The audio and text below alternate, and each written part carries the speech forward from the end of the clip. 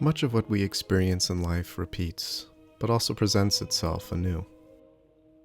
What do I mean by this, and how do we understand this in a musical context? If you'll indulge me for a few minutes, I'll try to explain. Among the many trends in modern composition, one that stands out to me, at least in my own experience, is a poor understanding of repetition.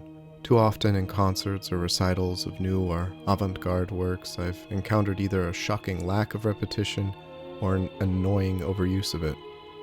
In the case of too little repetition, it's not just in complex serialist or experimental music. Even in ostensibly tonal works, I've heard what feels like a series of disconnected melodic vignettes, flashes of ideas with no through line. Conversely, I've also suffered through the endless loops of bad minimalist or lazy jazz compositions where repetition is used with no evolution, no growth, just pure inertia.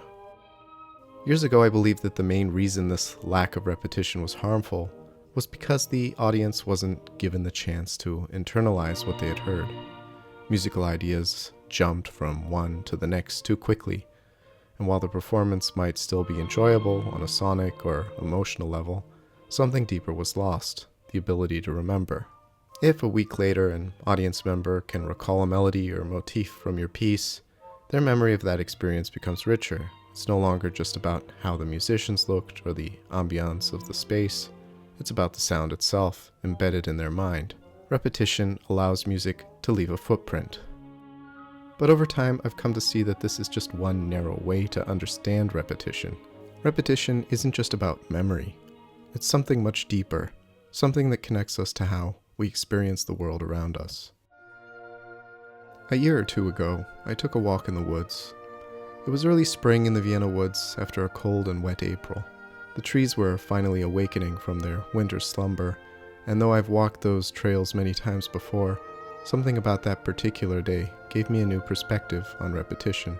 You see, nature is full of repetition, but never in the exact same way. Your footsteps on a path, each step like the last, but slightly different. The songs of birds, repeating every spring, yet always refreshed. Trees lose their leaves and grow them back, often in symmetrical patterns. Even our bodies move with rhythm and symmetry. The sun rises and sets, the seasons cycle.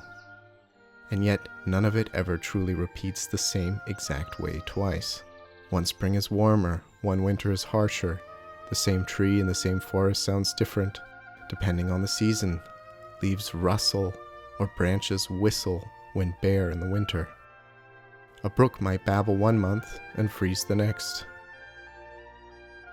Now imagine an artificial environment where those natural sounds, the birds, the wind, the water, looped endlessly in exactly the same way. It would feel unnatural, even maddening. Therefore, true repetition, the kind that nourishes the soul, always comes with variation. So what does this mean for music? Too often, repetition in music is perhaps misunderstood.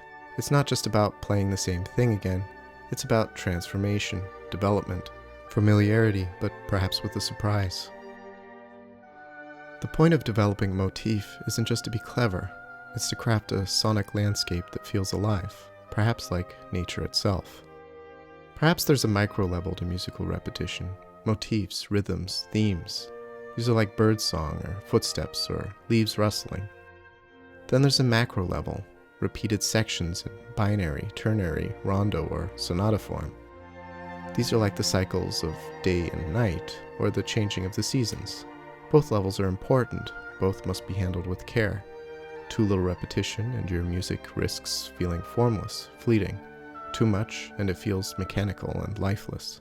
But when done well, repetition gives shape and soul to your music.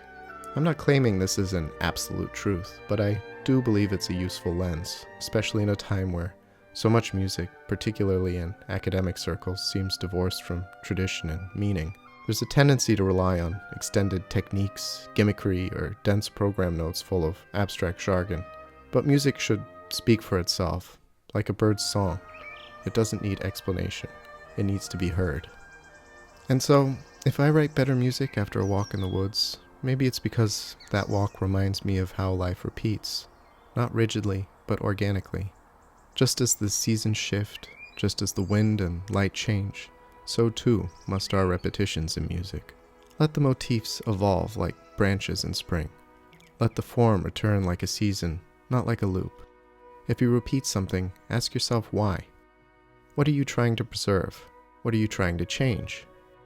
I've heard the saying in music circles that repetition legitimizes, but I'd ask, legitimizes what? If you don't have an answer for that, at least an emotional one, beyond some superficial music theory justification, then it's time to think more deeply. Repetition isn't a crutch. It's not a trick.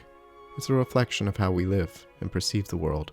To repeat something in music is to breathe life into it, to allow it to grow and change and return again, just as we do.